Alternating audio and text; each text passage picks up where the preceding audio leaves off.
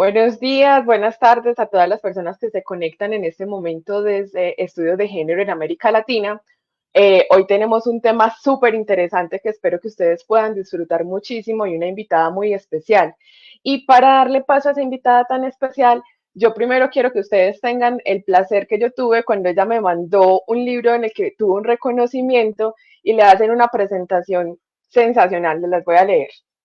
Dice, Carmen Candelo nació en la región del Pacífico colombiano, en el Charco Nariño, a las orillas del río Tapaje, afluente de mareas y, discúlpenme que se me está borrando, a ver, a ver, ya ahora sí está, es que se me estaba reiniciando la imagen y no la podía ver, pues. Carmen Candelo nació en la región del Pacífico colombiano, en el Charco Nariño, a las orillas del río Tapaje, afluente de mareas y vaciantes que cambia su curso cada 12 horas. Una comadrona la obligó con guayabo. Su madre dice que nació grande, aliviada y con los poderes que le dio ese árbol flexible y de gran dureza.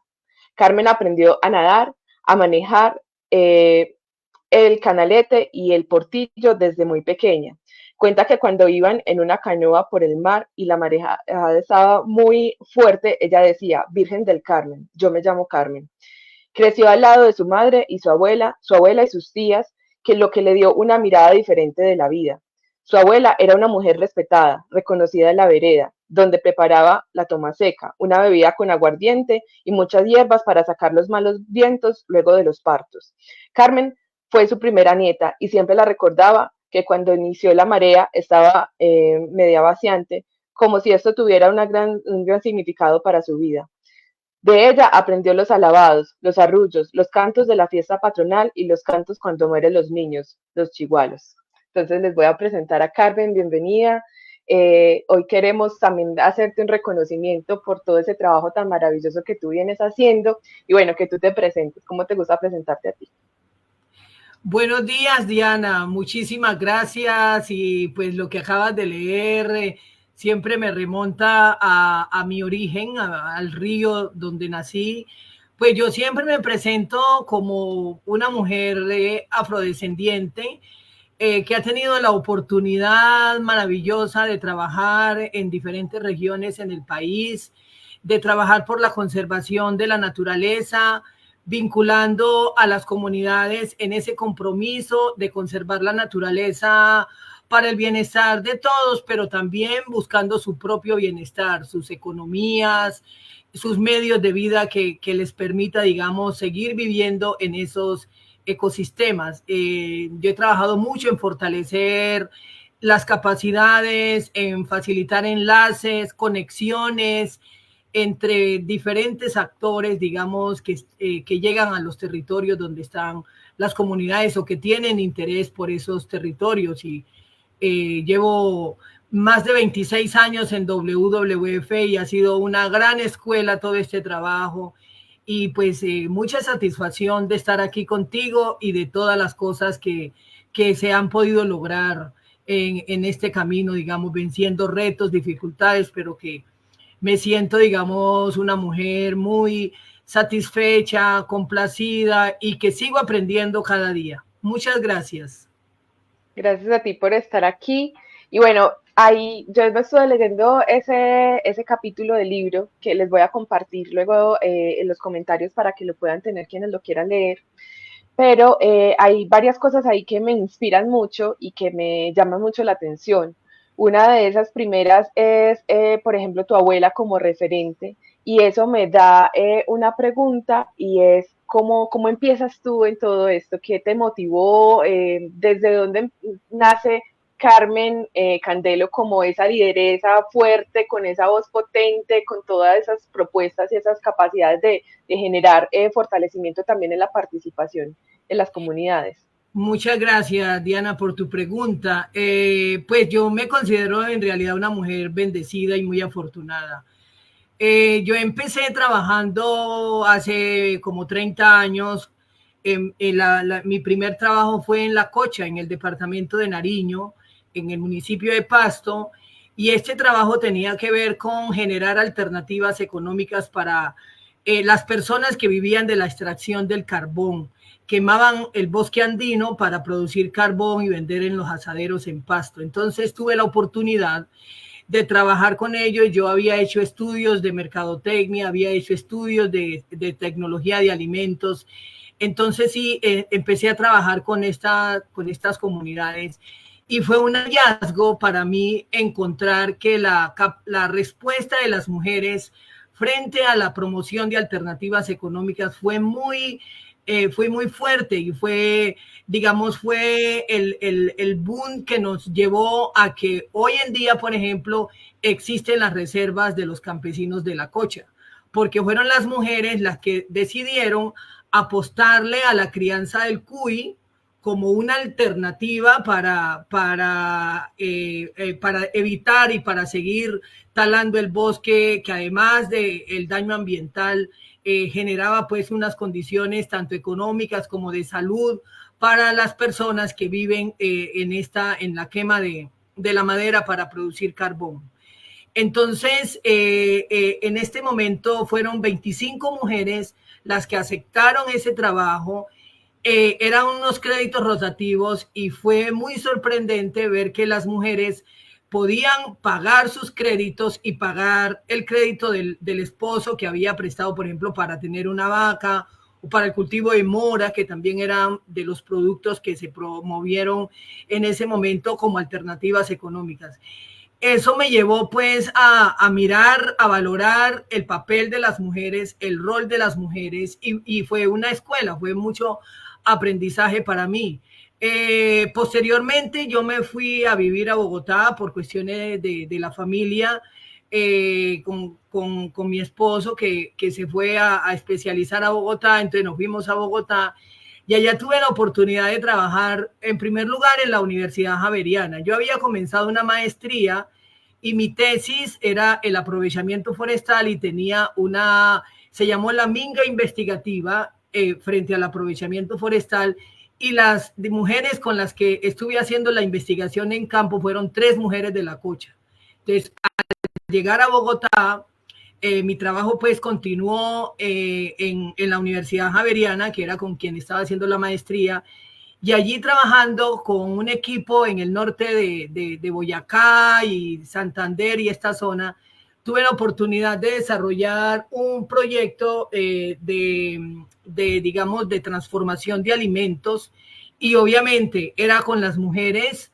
En esa oportunidad escribimos con María Adelaida Farag de la Universidad Javeriana y otra persona, una nutricionista, escribimos también historias de las mujeres, de transformación de alimentos y todas estas experiencias, digamos, uno encontraba que era conservación de la naturaleza, por un lado, por la actividad que realizaban, pero también bienestar económico y una mayor visibilidad del rol de las mujeres. En realidad no fue que yo estudié para esto, pero el trabajo me fue llevando y me fui sensibilizando con este trabajo de género, con ver, digamos, valorar el rol de las mujeres, tener en cuenta de ellas. Luego empecé a trabajar en WWF hace casi 27 años y uno de los primeros trabajos que fue trabajando en la región, para mí fue maravilloso porque pude volver a mi territorio. Yo entré coordinando un programa regional del Chocó Biogeográfico, entonces pude volver a mi región. Y en el año 99 comenzamos un trabajo con las comunidades de los manglares, hombres y mujeres de los manglares. Pero allí, ¿qué encontramos? Que el 78% de las personas dedicadas a la extracción de la piangua, que fue uno de los temas que abordamos, son mujeres. El 78% son mujeres y llevan a sus niñas y a sus niños a pianguar, que pianguar es como se le conoce a la actividad de extraer la piangua de los manglares.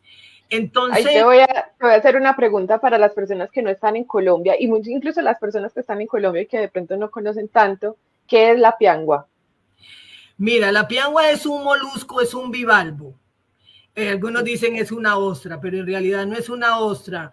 La piangua es dos valvas en donde Anadara tuberculosa es un hombre científico y crece en los lodos de los manglares. bueno, a propósito, hoy es el Día Internacional de los Manglares, entonces los manglares están de fiesta y deben de saber que nosotros tenemos los manglares más altos del mundo. El año pasado estuve en un congreso de manglares en Cartagena y mostraban pues las estadísticas y los estudios que han hecho en los manglares del mundo, y tenemos acá en Nariño precisamente la extensión de manglares, o sea, su altura, que es como de un piso de 18, como un edificio de 18 pisos, me decía esta mañana un Wow. compañero. Entonces, tenemos eso, y eso está en el departamento de Nariño, aunque nosotros tenemos manglares en toda la costa pacífica, también en el Caribe, pero los manglares en el departamento de Nariño pues son de mayor expresión en cuanto a la altura que llegan estos árboles. Entonces, la piangua es un recurso que está allí, que es comestible. En Colombia, pues se conoce muy poco, pues nosotros que somos de la cultura pacífico comemos piangua y se tiene diferentes fines culinarios. La gastronomía del Pacífico es muy rica y la piangua es un recurso de allí. Recuerdo que hace algunos años en un festival gastronómico en Medellín, el producto que ganó o el plato que ganó fue el tamal de piangua. Qué Entonces es rico. muy rico. Yo en mi casa, cuando tengo invitados, procuro tener el ceviche de piangua, el seco de piangua o el caldo de piangua. Todas estas formas de preparar pues son muy, muy deliciosas. Entonces, este producto, hay alrededor de 10.000 personas en el departamento de Nariño, y como te dije, el 78% son mujeres dedicadas a la extracción de la piangua, pero es un producto que se va principalmente para el Ecuador y llega hasta Perú, porque allá sí existe una cultura de comer el ceviche de concha, como le llaman ellos, ¿no?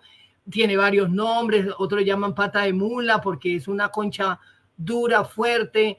Aquí en el Valle del Cauca, yo vivo en Cali, y aquí en el Valle del Cauca también he tenido conversaciones con la Secretaría de Agricultura y hay mucho interés de abordar el tema con las piangüeras. Hemos trabajado también con las piangüeras en el Valle del Cauca, pero el trabajo mayor y más significativo ha sido en Nariño. Nosotros hemos tenido mucho reconocimiento. Las piangüeras se ganaron el Premio Nacional de Humedales por allá como en el 2006 o 2007.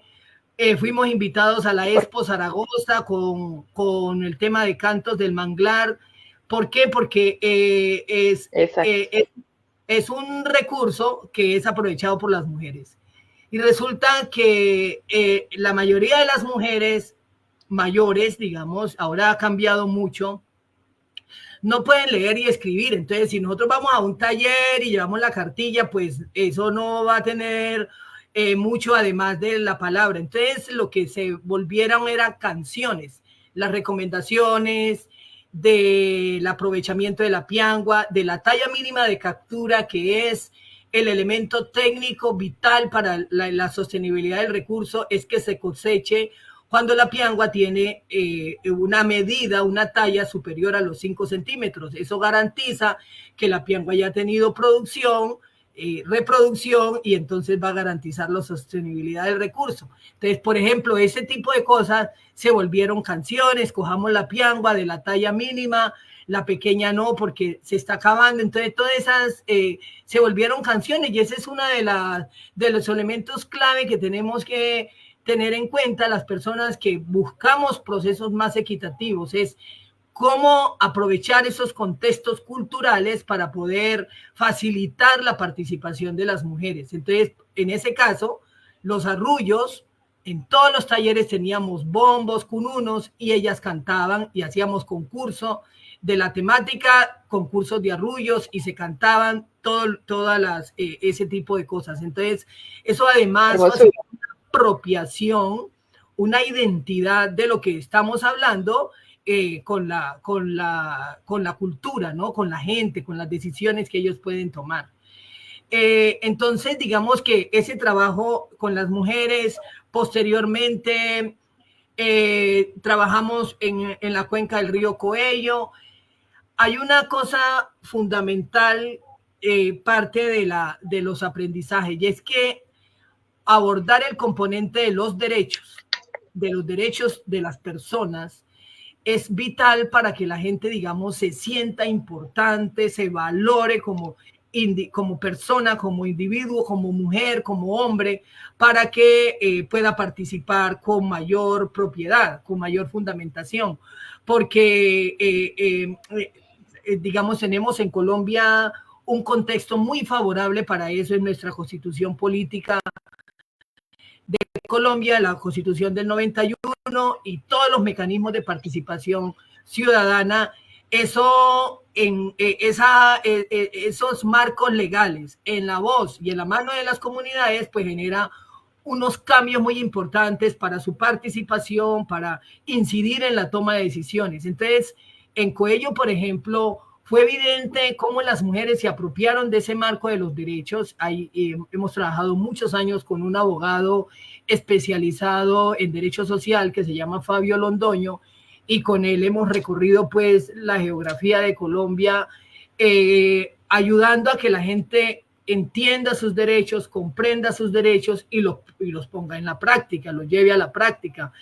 Entonces, este marco de derechos facilitó, por ejemplo, que muchas mujeres de la cuenca de Coello pues pudieran exigir algunas cosas que son obvias por derecho, por ejemplo, el acceso al agua. Entonces, trabajaron en eso. Desarrollaron acuerdos con la gobernación y con los municipios para promover alternativas productivas, las huertas escolares, los sistemas de descontaminación de agua para las escuelas. Y mira que allí también hay otro hallazgo importante. Yo creo que yo he ido encontrando cosas en el trabajo, y entonces como poner la atención a esas cosas que se encuentran y valorarlas y promoverlas, digamos. Y pues en WWF es una organización que respalda mucho este tipo de procesos. Entonces uno se siente con más valor, con más capacidad y habilidad para poder desarrollar estos procesos. ¿Qué encontramos? Que las mujeres podían apostarle más a las cosas colectivas, que los hombres están más pensando como en cosas más individuales, ¿no? Por ejemplo, el bienestar para la escuela, las semillas para la huerta escolar, que es para todos, y la atención de eso, el agua potable. En las zonas urbanas, la descontaminación de caños, digamos, de espacios que son colectivos. Y en esto, de lo colectivo, también te cuento que hay unos ejercicios que hemos realizado de juegos de economía experimental con la Universidad Javeriana, con la Universidad de los Andes, que nos han permitido, digamos, como entender mucho esa lógica de las comunidades, digamos, del dilema de lo colectivo. Los recursos, los de pesca, el del bosque, el agua, son recursos de uso común, ¿cierto? Están allí para utilidad de todos, para uso de todos. Pero que encontramos que hay una reflexión importante que nos han permitido, y es que los aprovechamientos se hacen de manera individual. Y ese aprovechamiento de manera individual pone en riesgo el beneficio de otros que están en ese mismo espacio y la sostenibilidad del recurso. Entonces, estos ejercicios de juegos económicos que hemos hecho con las universidades ha sido muy importante. Ellos hacen sus tesis de maestría, de doctorado frente a estos aspectos. Por ejemplo, te cuento, el profesor Juan Camilo Cárdenas de la Universidad de los Andes, con ellos comenzamos los primeros juegos en los manglares en Jurubidá, después fuimos a los manglares del departamento de Nariño, con otras estudiantes como María Alejandra Vélez, profesoras como Diana Maya, en los manglares, en el departamento del Valle del Cauca. Hemos recorrido toda la zona de los manglares, desde Bahía Málaga hasta los límites con el Cauca, que es el Naya, recorriendo y trabajando y jugando. ¿Y cómo jugaban? ¿En qué consistía el juego? El juego es, digamos, que hay un aprovechamiento. La gente toma decisiones de ir a aprovechar el recurso. Y por sacar X o Y cantidad se gana una plata. Entonces la gente juega a cuánto va a sacar y eso representa unos recursos. Pero hay reglas que se pone la comunidad o hay reglas externas. Entonces, como vedas, como por ejemplo uno hablando de la gente a capturar pianguas, a cosechar pianguas, va tantas veces a la semana. Aquí en Buenaventura se vende por docena, en Nariño se vende por 100 unidades, vale X plata. Y van tantas veces a la semana. Entonces, si la gente va todos los días, pues la piangua se puede agotar y gana más plata, pero si yo voy más tiempo, la ganancia de mi vecina o de mi vecino se puede afectar porque no le estoy dejando recursos. Ay, qué interesante. Sí, por ejemplo, mira, jugamos con madereros y madereras en el municipio de Francisco Pizarro, en Sala Honda. Entonces, teníamos un tablero con 100 árboles y la gente está en grupo y de manera individual va a sacar tantos árboles. Por cada árbol sacado se ganaba una plata y por cada 10 árboles que dejaba en pie se reponían otros 2 o 3 árboles por cada 10 árboles. Entonces, es como también simulando esa regeneración y esa resiliencia que tienen los ecosistemas de reponerse, digamos, frente a los efectos que se pueden hacer, ¿cierto? Entonces, toda esta realidad se podían poner en juego, la capacidad de restauración propia, de resiliencia, digamos, las vedas o las reglas que pueden ser de afuera o pueden ser internas. Allí nos dábamos cuenta que cuando la gente pone reglas propias, se respeta más. Si la comunidad acuerda y dice, esta semana no vamos a pianguar en tal época. Entonces, ahí hay un secreto para la piangua y son aprovechar las situaciones de mareas que tenemos en el Pacífico. El agua, los ríos y el mar, digamos, puede cada 2 meses, cada mes tiene agua alta y agua baja, que se llaman las pujas y las quiebras. Entonces, las aguas altas son las pujas. Sube el agua, pero también despeja más en las playas, los manglares.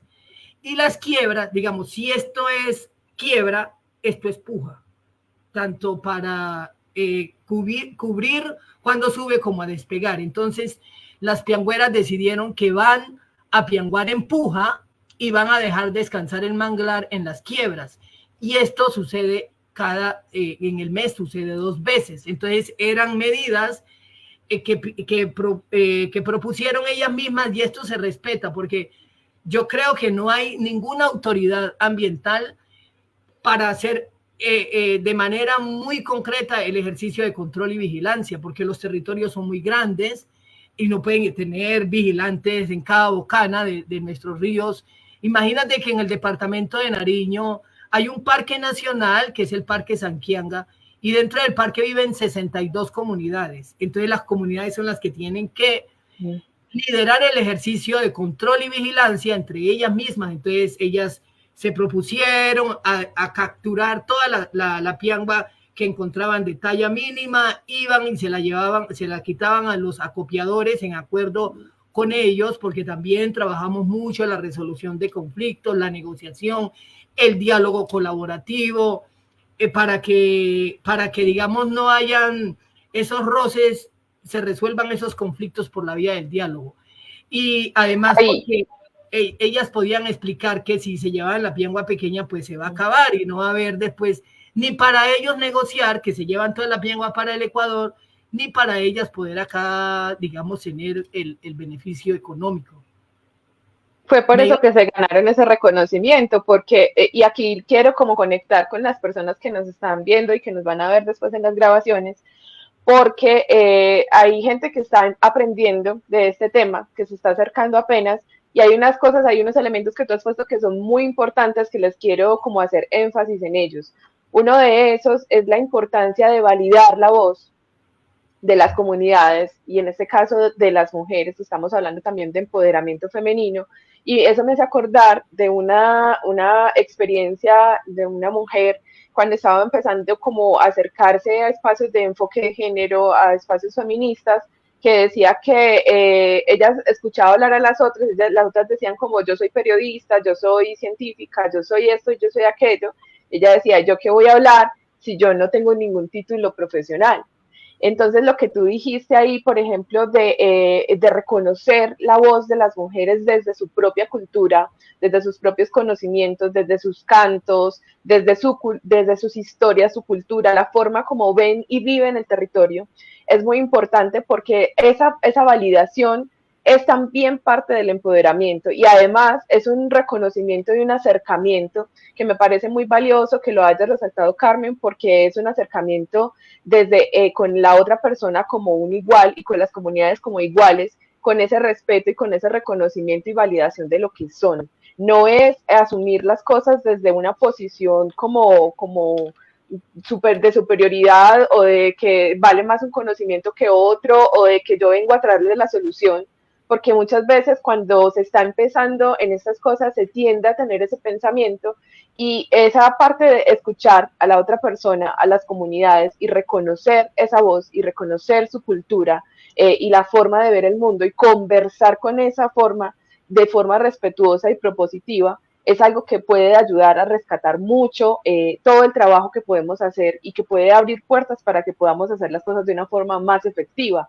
Además, siempre como tener presente esa posibilidad de saber que siempre estamos aprendiendo, siempre aquí no hay nadie que ya terminó de aprender, que siempre las otras personas tienen mucho que enseñarnos y ese enseñarnos también es una cosa que está en deuda en este momento porque hemos hablado mucho de género desde muchas partes, pero se nos ha quedado muy en deuda escuchar las voces de las mujeres indígenas, las voces de las mujeres negras, las voces de las mujeres rurales, las voces de esas comunidades que muchas veces no pasaron por un colegio, que muchas de ellas no saben leer y escribir, pero que tienen una gran sabiduría y un gran conocimiento que necesita ser escuchado, validado y conversado, y más si se trata de hacer trabajo en sus comunidades.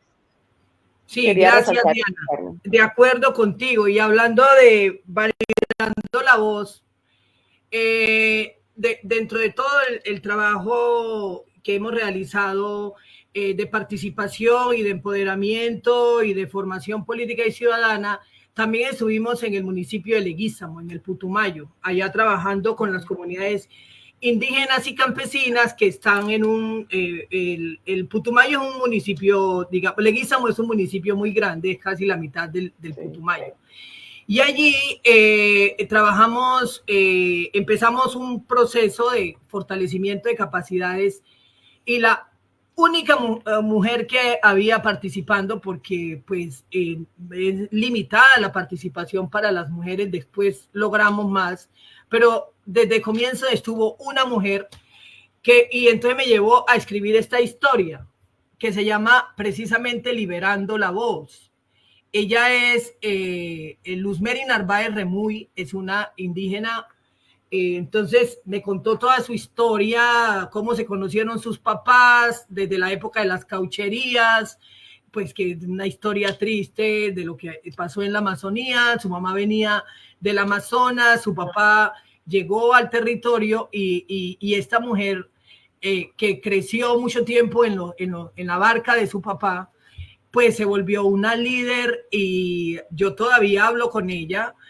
Ella me cuenta de que está invitada, ya hace parte de la red de mujeres y fue mirar cómo esta mujer fue creciendo. Y allí yo creo que validar un poco lo que he dicho, parte del aprendizaje y es el trabajo en el tema de los derechos, porque eso les da muchas herramientas, entonces no tienen miedo de ir a hablar con el alcalde porque son ciudadanos que deben de conocer, por ejemplo, el plan de desarrollo y participar y exigir un poco, digamos, con el respeto y con herramientas más desde la participación ciudadana.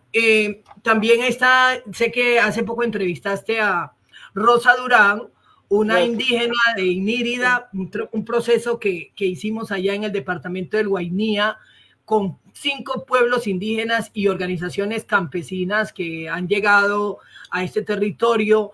Pues estuvimos trabajando, allí hay un sitio Ramsar, que es un ecosistema pues de denominación internacional, de reconocimiento, es una región muy rica para el turismo, en la producción de peces ornamentales, de allá sale el 40% de los peces ornamentales que se comercializan en el país.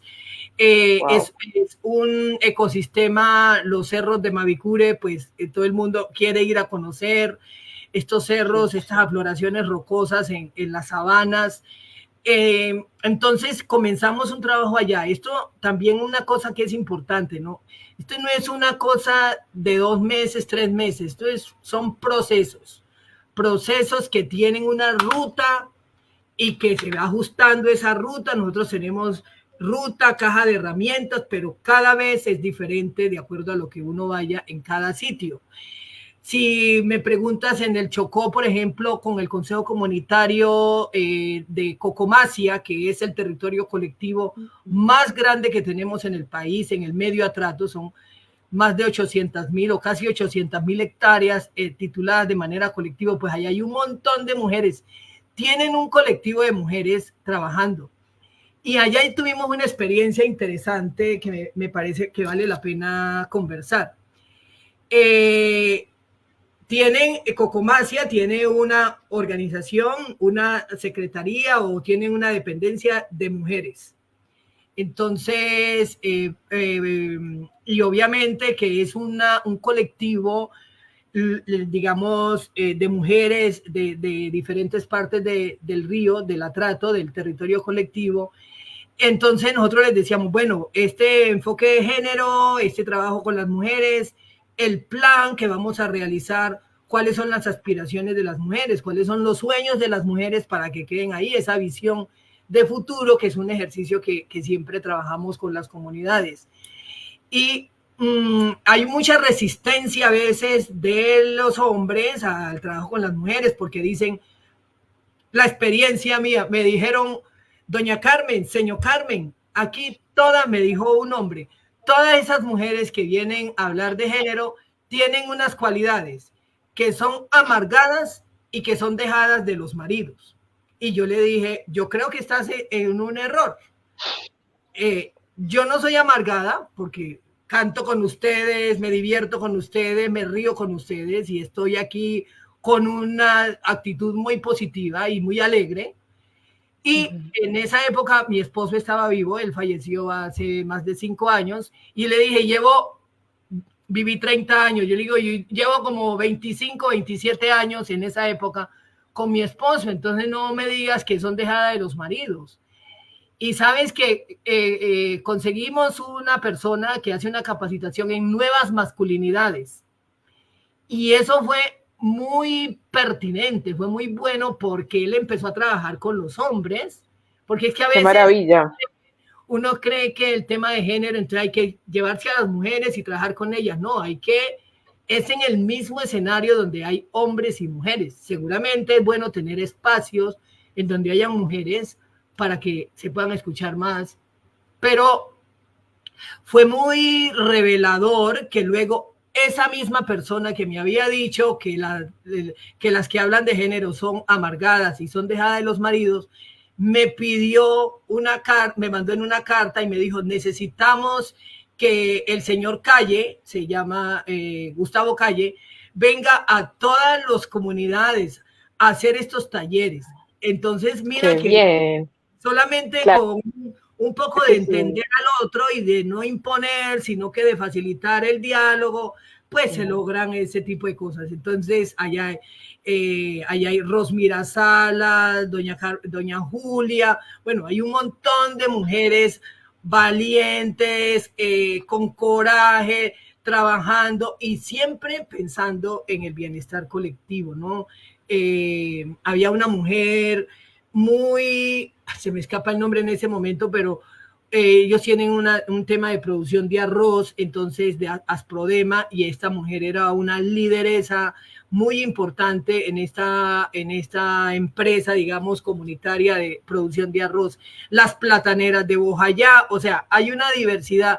en donde las mujeres tienen un rol muy importante en la economía fundamentada en la biodiversidad, en el uso sostenible de la biodiversidad, que ese es un tema clave. Y pues todos los ejemplos que te estoy comentando, hablando Carmen, también de liberar la voz. Mira, trabajamos con los indígenas de Chigorodó y de Mutatá alrededor del tema de la madera legal, como el aprovechamiento legal de los bosques de estas comunidades. Y muchas mujeres en veras no entienden el español.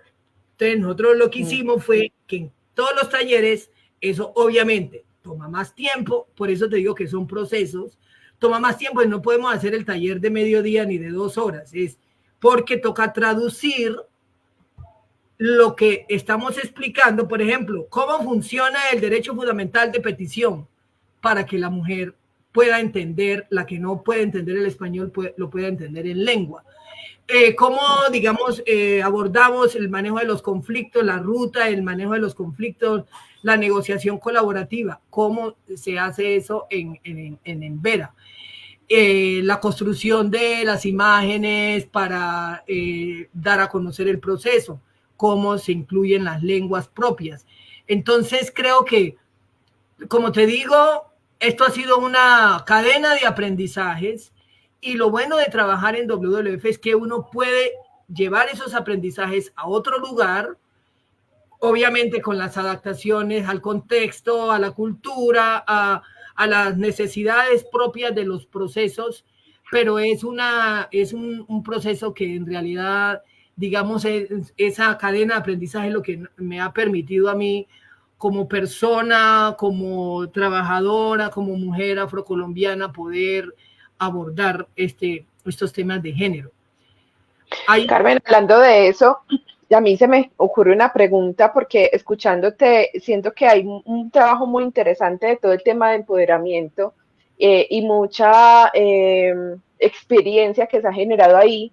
Y la pregunta que se me genera es, a partir de tu experiencia, ¿cuáles han sido como los mayores retos y aprendizajes que has encontrado para el fortalecimiento, el empoderamiento de la participación de las mujeres? Y en este caso, por ejemplo, de las mujeres tanto indígenas como las mujeres afrocolombianas. ¿Qué Sí, hay mira, ahí? ¿Qué tendríamos que tener en cuenta? ¿Cuáles son como esas grandes barreras, pero también esos grandes aprendizajes que hemos tenido? bueno, hay varias cosas. Primero quiero hablarte del tema de interseccionalidad. ¿Cómo rompemos esas barreras de suma de discriminaciones que hay? ¿Cierto? Porque te discriminan porque eres mujer, te discriminan porque eres negra, mujer negra, de raza negra o de determinada etnia o indígena, te discriminan porque vienes de un sitio marginado que casi nadie conoce, te discriminan porque tu economía, porque eres una mujer pobre, de escasos recursos o de muy poca, te discriminan porque tu actividad puede ser, digamos, que te hace ver no presentable físicamente ante la sociedad. Y este es un ejemplo muy concreto de las mujeres piangüeras. Son mujeres, son negras, están enlodadas en su actividad por sacar la piangua. Su economía es muy, entonces ellas pueden tener, yo recuerdo que cuando empezamos el trabajo, pues hace 26 años, el ingreso de una familia era la venta de 100 unidades de piangua, que en esa época valía 9,000, 10,000 pesos. O sea, eso era el ingreso en esa época. Ahora uno va a comprar un kilo de piangua y ya vale 50,000, aquí en Cali, por ejemplo, que se consigue. Entonces, una de esas es cómo rompemos esas capas de discriminación que hay. Entonces, yo tengo videos donde la gente dice, a mí no me da pena decir que soy una piangüera, y te digo que varias mujeres con las que todavía tengo contacto, sus hijas son profesionales hoy en día. Entonces, después de ellas tener esta actividad y ver la importancia, porque yo pues he tenido, como te digo, que he sido bendecida y he tenido mucha oportunidad. Y yo les decía, mire, yo cuando la gente me dice, es que yo no puedo, es que yo le dije, mire, no diga que no puede porque yo le voy a hablar de mí, yo de dónde vengo, quién soy y qué he hecho y mire dónde estoy. Yo he podido escalar, digamos, en escenarios muy importantes, muy grandes, que doy gracias por esto. Entonces yo soy un ejemplo. Yo le digo, ¿y usted cree que a mí me da miedo hablar con una persona bajo el tema del respeto? En vez de la propuesta, hagamos una propuesta, de la protesta, hagamos una propuesta, ¿cierto? Entonces, romper con esas, como con esas estereotipos que nos han establecido, pues eso ha sido una de las cosas importantes. Y allí me parece que el ejercicio de conocer los derechos ha sido importante. Y capacitar, fortalecer sus capacidades. Entonces, alguna gente dice, ay, pero tanta capacitación, pues es poner en la voz y en la mano de las comunidades herramientas, habilidades para que ellas puedan hacer. Si nosotros les damos recursos para que hagan tal cosa, el recurso se acaba. Su capacidad, su habilidad es algo que siempre va a estar con las personas. Sí. Para poder Eso lo ejercer. resaltaba la vez pasada, Rosa, y me parece súper importante que lo menciones porque eso de las capacitaciones es también a lo que tú vienes trabajando, que es todo el tema de empoderamiento, de ese poder influir y poder trabajar en todo ese conocimiento que pueden tener las comunidades sobre cómo participar, sobre cómo hacer las cosas. Y en este caso, por ejemplo, la vez pasada, hablando con Rosa, nos contaba que para ella fue tan importante esas capacitaciones que fue lo que le permitió ser ahorita gobernadora, porque fue lo que le permitió saber cómo participar, cómo hablar, que su voz era importante, cómo llegar a un estado a conversar de cosas que necesitaban sus comunidades, incluso cómo manejar el dinero fue tan importante para ella que le permitió también estar en procesos productivos que les permitieron a su vez tener empoderamiento económico. Entonces, se necesita educación, se necesita esa transferencia también de conocimientos, esa construcción de conocimientos con las comunidades, porque no es solamente llegar y llevar, sino también escuchar y conversar con esos conocimientos, como lo veníamos diciendo ahora, pero al mismo tiempo, eso que dices de que no es una cosa de un día para otro, es fundamental, porque hay algo que hay que tener en cuenta y es que, y yo lo repito mucho siempre que trabajo género, y es que esto es algo contracultura. Entonces, como es contracultura, en el sentido en que tenemos que desaprender muchas cosas y poder reflexionar sobre muchas cosas para construir, eso no es un cambio que se da de un día para otro. No es como de un día para otro que las mujeres dicen es que yo ya voy a aprender a hablar y voy a llegar a participar, porque como tú lo decías ahora, muchas están apenas llegando en ciertos momentos y no siempre pueden estar ahí y tenemos incluso que hacer cosas especiales para que ellas puedan estar en esos espacios porque no es lo normal. Entonces, como no es lo normal, pues necesitamos hacer inversiones y necesitamos hacer lo que sea necesario para equilibrar esas balanzas de las que tú hablas.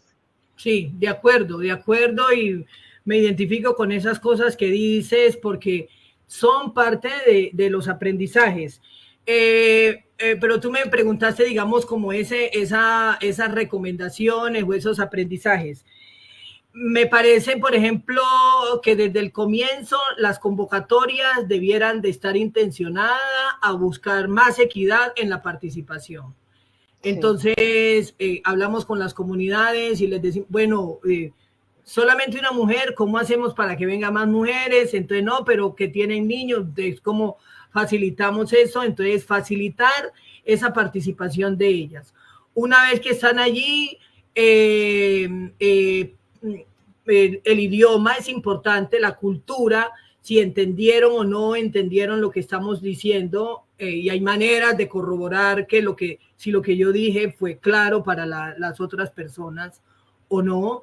Yo tengo un libro que escribí con unas amigas sobre cómo hacer talleres, es un conjunto de herramientas para facilitar, planificar talleres de capacitación. Entonces hay una serie de herramientas relacionadas con la comunicación, relacionadas con cómo aprenden los adultos, con la participación. Bueno, te puedo mandar copia de este material también.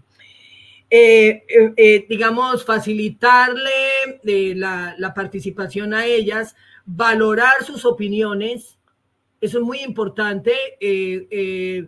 A veces, cuando uno va a capacitar en algún tema, yo por regla siempre pregunto a las personas su opinión sobre tal tema. ¿Han oído hablar de este tema? ¿Qué opinan? ¿Qué tanto conocen? Porque allí, digamos, a veces hay gente que tiene una experiencia ya en el tema, ¿no? Entonces, ¿qué saben de esto? Siempre el punto de partida, entonces nunca es cero, siempre hay otros conocimientos allí Totalmente. y si hay pues de las mujeres destacar eso, no ignorarlas, no ignorarlas en su participación, digamos, de lo que dicen. Entender sus historias. Mira, la historia de Rosa Durán es muy interesante. Yo la entrevisté a ella porque también me llamó la atención su crecimiento, pues como líder y que fue asumiendo roles muy importantes y ella, su abuela tuvo un rol muy importante en ella y su abuela dice que ella que desde pequeña su abuela la visualizó como ser una mujer líder, pero hay otros casos allá, ¿saben? Se estaba recordando a una mujer, a una indígena de una comunidad que se llama Yurilla, que fue gobernadora. Nunca antes una mujer había sido gobernadora en una comunidad indígena en ese territorio, siempre han sido los hombres, con los cuales también tenemos muy buenas relaciones. Y ella fue, Joana Silva se llama, fue la primera mujer gobernadora de la comunidad de Yurilla, por si algún día tienes Wow. oportunidad de ir por allá.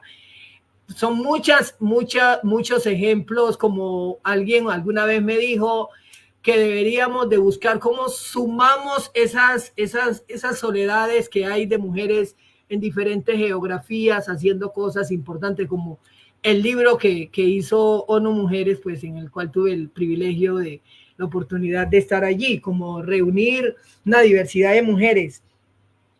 Una Sí. cosa muy importante, ¿sabes? Que ayuda mucho y es entender sus economías, porque algo que discrimina a las mujeres es y que la hace dependencia de sus maridos o de sus hijos es la economía. Si las mujeres no tienen un peso, pues están relegadas. Pero si ellas tienen, y uno lo que se da cuenta es que la economía de la mujer va para el hogar, para las cosas del hogar. La economía Mm, del señor pues va sí, para el hogar, pero también para el bar, para la cantina, para sus diversiones, ¿no? En cambio, la economía de la mujer. Y eso yo creo que es claro, claro. una cosa. Entonces yo creo que prestar atención a la economía de las mujeres, porque eso es un elemento. Obviamente que Y es clave.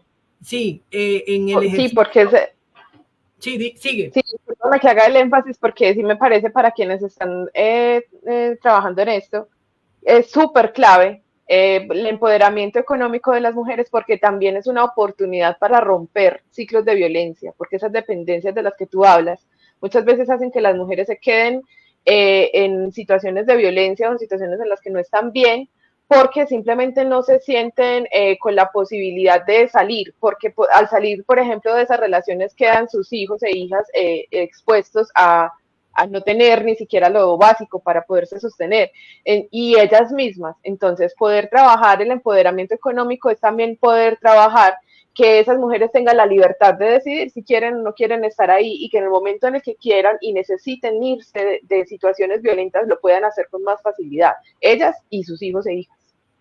Sí, eso me parece clave.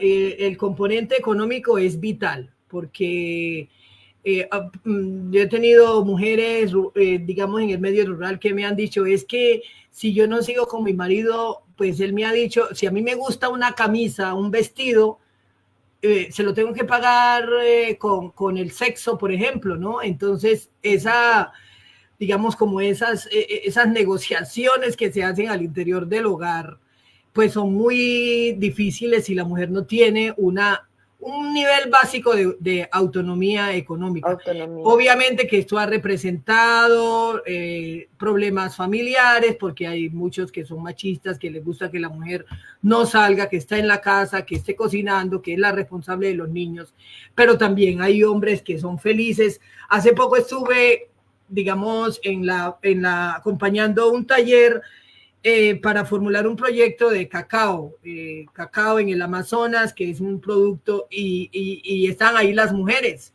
¿no? Y uno de los temas que abordamos son las mujeres que son cacaoteras y cómo las asociaciones de mujeres cacaoteras, pues, se hacen visibles, también son negociadoras, y revisando con ellas los retos que tienen. Y eso me parece que es un punto también del aprendizaje. ¿Cómo incluimos en los ejercicios de planificación las aspiraciones de las mujeres? Que tienen que ver con el tema, digamos, desde la objetividad, ¿no? No, todo esto tiene que hacerse desde la objetividad, de mirar las cosas que son convenientes, pues, para fortalecer esa equidad, más equidad entre los géneros. Entonces, allí también creo que esa es otra de las recomendaciones. La planificación tiene que hacerse con la voz de las mujeres también. No es únicamente... Fundamental. Sí, creo que hay... Sí. Esas cosas se me ocurren ahora, lo económico, la planificación, facilitar la participación, empoderar su voz, generar una agenda en donde las mujeres puedan aprender cosas que les sirvan para la vida. Y eso es muy importante, ¿sabes? Y tenemos rutas para diseñar estrategias de fortalecimiento de capacidades, porque los temas que se abordan con las comunidades indígenas en Urabá no es el mismo tema que se aborda con las comunidades indígenas en la Amazonía o en el Chocó. Totalmente. Hay que construir procesos fundamentados en el contexto. Entonces, yo tengo una cosa que llamé en alguna oportunidad los 7 mandamientos. A ver si me acuerdo. Los 7 mandamientos para fortalecer, digamos, esos procesos, porque esta articulación entre actores, entre partes interesadas, esa suma de responsabilidades, de acción colectiva, todo eso es lo que conduce a fortalecer, a crear escenarios de gobernanza, ¿no? Entonces, ¿qué es lo que tenemos que hacer? Primero, creo yo que hay que trabajar bajo un contexto específico, conocer el contexto, la historia de esa comunidad, cuál es el contexto cultural, el contexto económico. Entonces, ¿por qué? Porque hay cosas que están en marcha, porque hay otros procesos que ya se dan.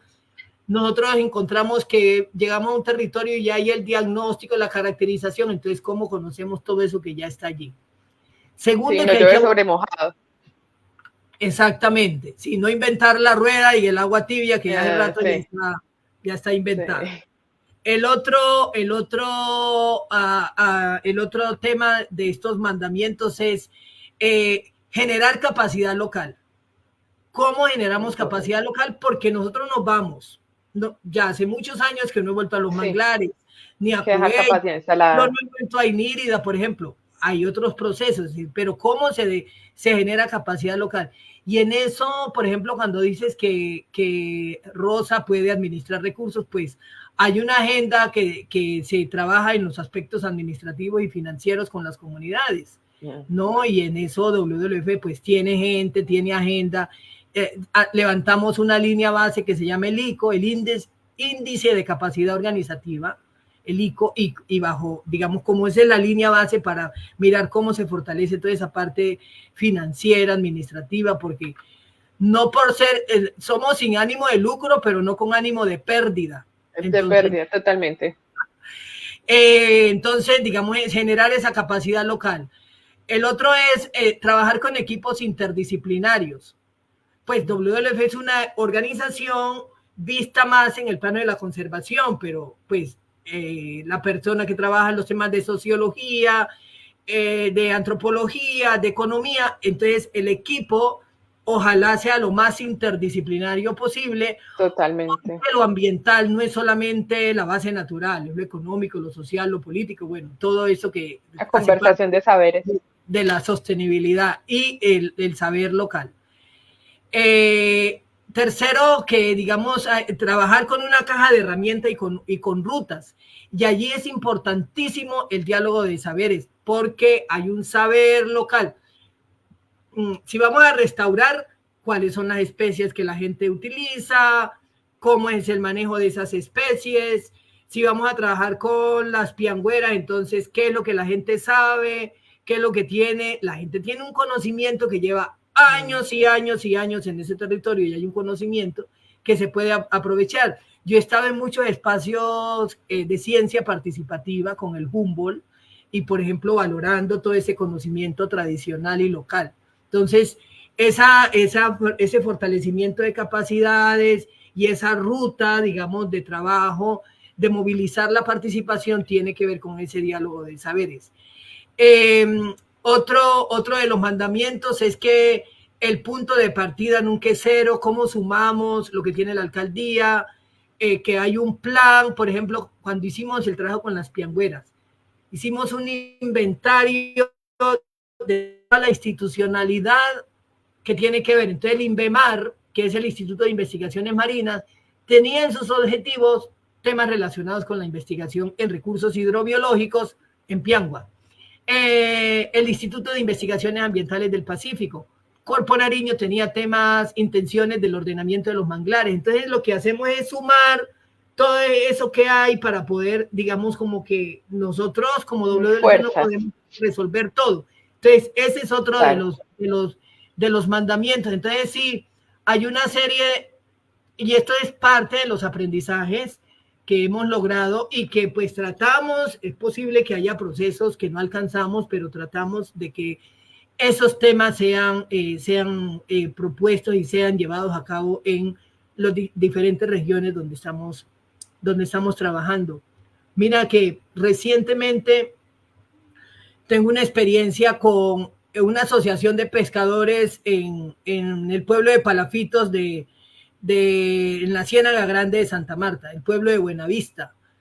Y allá pues me dijeron, mira, diseñamos una ruta, necesitamos diseñar una ruta para resolver conflictos que tiene la asociación. Y estuvimos en 2 talleres, en 13 encuentros allá, y los cambios de actitud de la gente frente al relacionamiento entre ellos fue muy evidente. Yo salí Claro. en el último encuentro que ellos decían, no, es que ya nosotros, cosas tan sencillas, visibilizamos en las carteleras todo lo que queremos hacer. Cuando vamos a hablar, nos dirigimos al otro desde el puesto, porque es que se levantaba el uno y iba al puesto del otro y le hablaba duro. No, no, todos vamos a hablar desde el puesto o todos nos levantamos y hablamos de pie, ¿sí? Una cantidad de detalles, todo, dice, para cada reunión tenemos una agenda, ya tenemos el propósito, son cosas sencillas, pero que ayudan mucho a que la organización esté, digamos, como trabajando de manera más en armonía. Construimos principios de relacionamiento para que ellos puedan tener claridad de esos valores que deben de tener como asociación.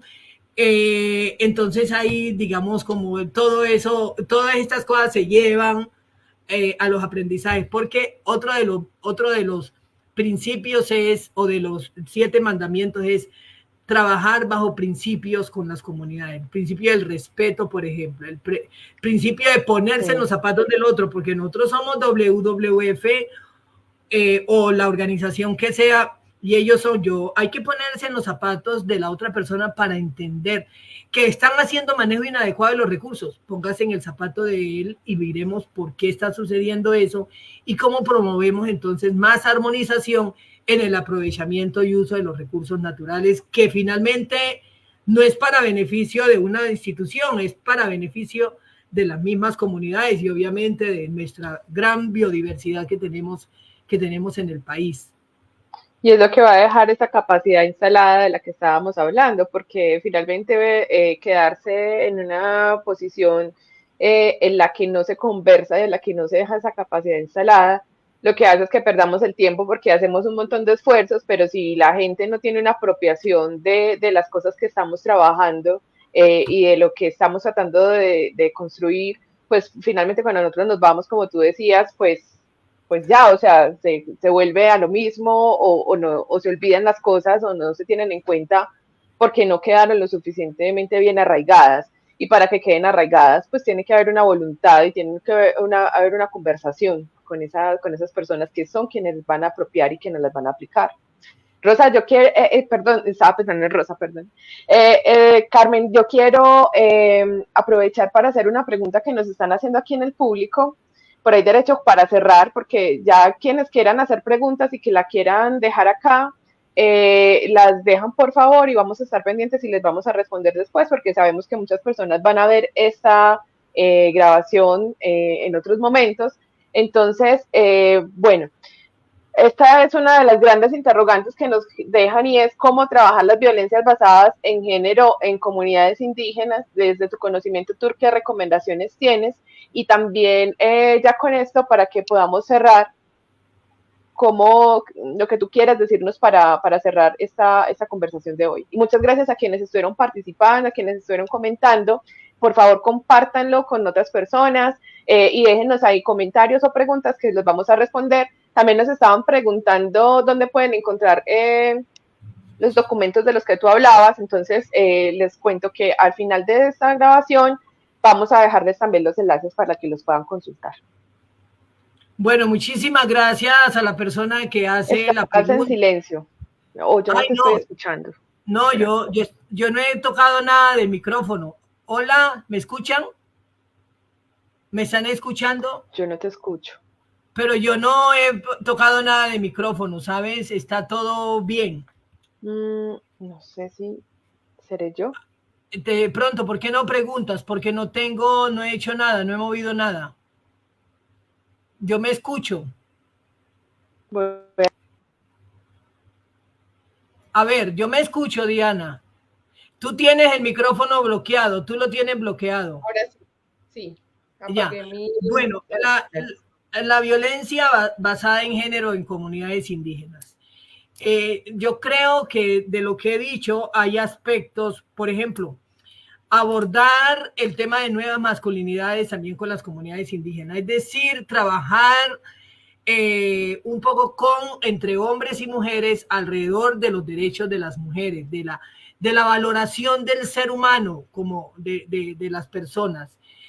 Valorar el rol que tienen, porque digamos, todas esas responsabilidades de reproducción que tienen las mujeres, de estar en los hogares y que no se reconocen y que no está. Entonces, si no estuvieran las mujeres, ¿quién estuviera garantizando en sus hogares que haya comida, que haya ropa limpia? ¿Cómo se valora eso? Y esas son actividades que muchas veces, porque tradicionalmente han venido siendo desarrolladas por las mujeres, pues no se les da el reconocimiento.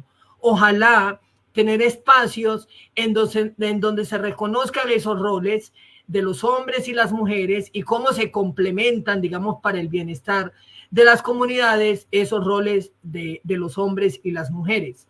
El ejercicio de los derechos, que las mujeres puedan conocer el ejercicio de los derechos. Y en Colombia, pues además de toda esta legislación, pues hay una diversidad de temas relacionados con cómo prevenir, digamos, esa violencia con las mujeres. Existen rutas que las mujeres deben de conocer. O sea, cuando yo creo que si la persona sabe que la otra tiene derecho, que la otra persona tiene derecho y que hay un respaldo para ella, yo creo que puede haber le puede llevar a pensar, si yo agredo a esta persona, las consecuencias que puedo tener. Y que las mujeres no se callen. Es que muchas veces las mujeres se callan la primera vez, se callan la segunda vez y se siguen callando. Pero yo creo que si hablan, que si dicen y saben a dónde decirlo, puede generar cambios en la persona agresora.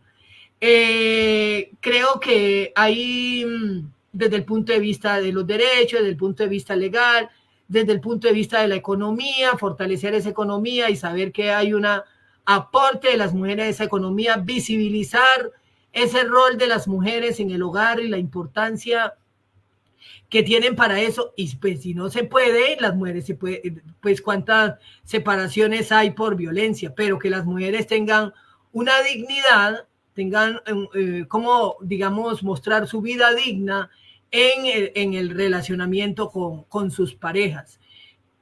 Conozco varias mujeres que después de estos procesos se han separado y se han vuelto a juntar porque ya han entendido los hombres o no, pero creo que ahí, digamos, tampoco tengo la receta específica, pero tampoco también creo que no hay una sola cosa específica, sino que hay como esa suma de beneficios, suma de aspectos que podemos tener en cuenta para reducir esa violencia basada en género y que en donde las comunidades indígenas pues tienen. Yo he trabajado mucho, por ejemplo, me hizo acordar la pregunta del trabajo con las mujeres Guaunán, aquí en el río San Juan, entre el río San Juan que une entre el Valle y Chocó.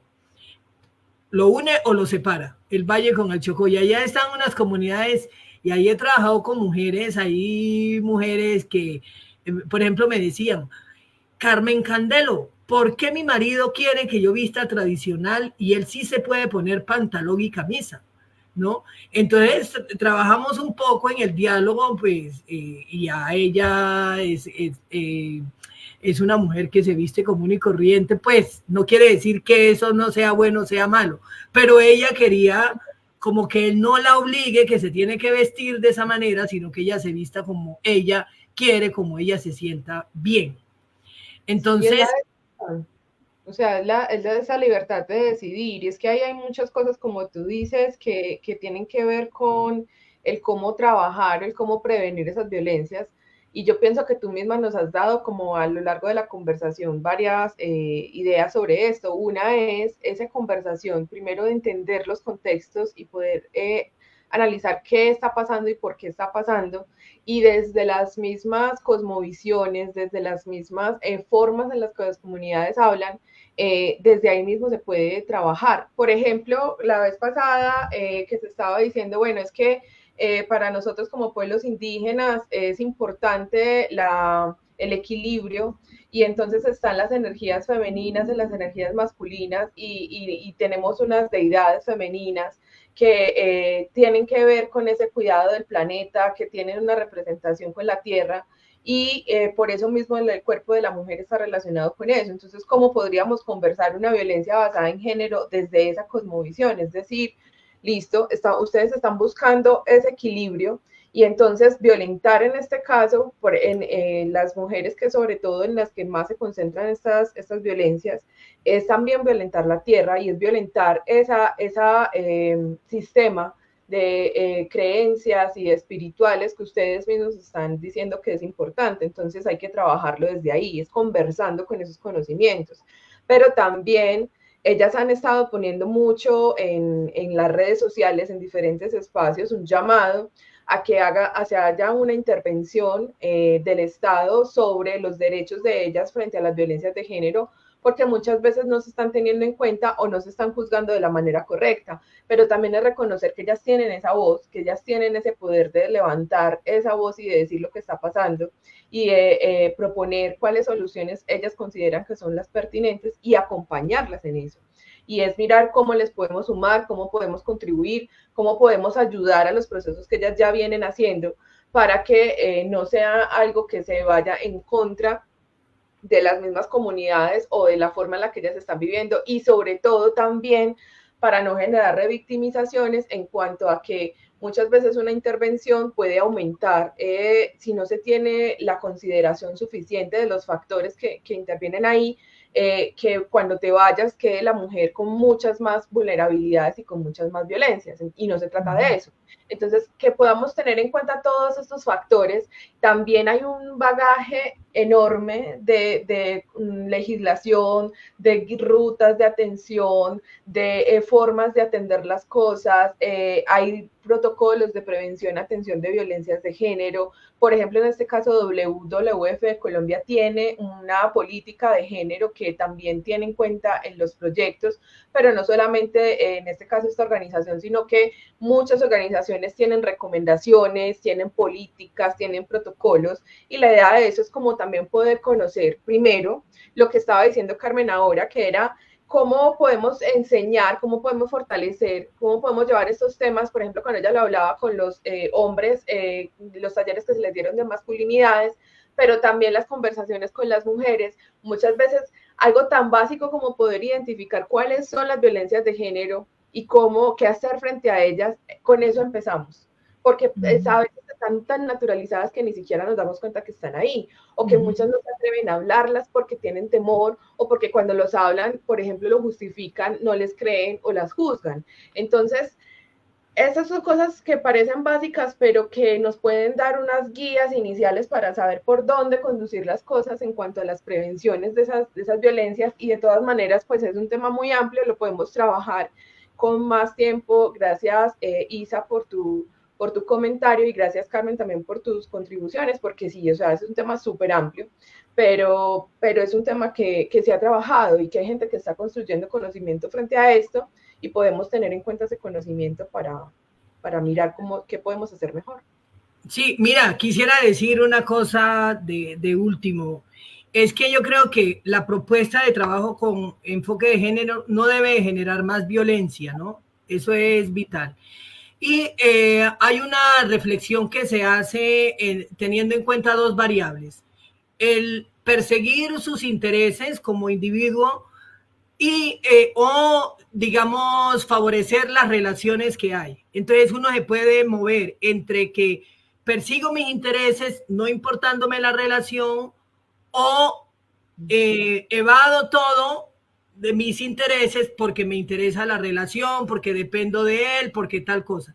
Entonces digamos que hay un análisis que se hace en un plano cartesiano entre perseguir sus intereses y favorecer la relación, si hay medidas coercitivas, si hay concesión, si hay evasión. Y yo creo que el punto medio es la negociación.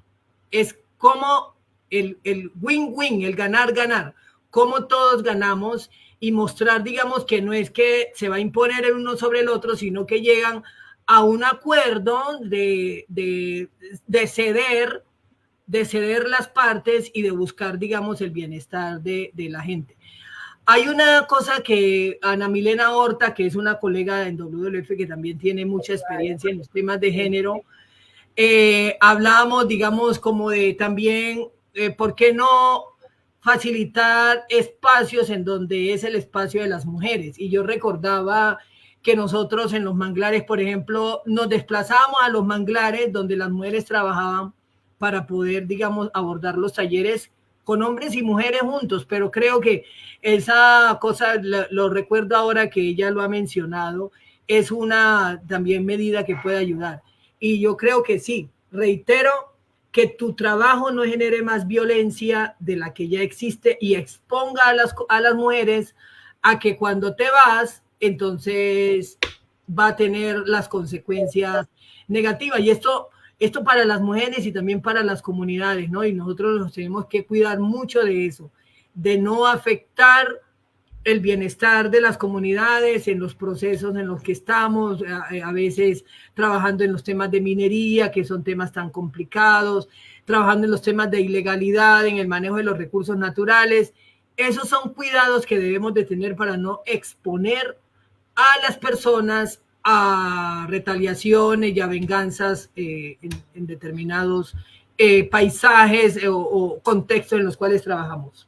Totalmente, además que si a eso le sumamos el contexto colombiano, y no solamente colombiano, de cuando hay actores armados en los territorios, me parece que es importante tener en cuenta todo eso. Es como lo mismo que veníamos hablando muchas veces en la construcción de este tipo de conocimiento que se llama acción sin daño, y es como tener en cuenta qué vamos a hacer y cómo lo vamos a hacer de la mejor manera para no generar después más daños, que no sea peor, en pocas palabras, que no sea peor el remedio que la enfermedad.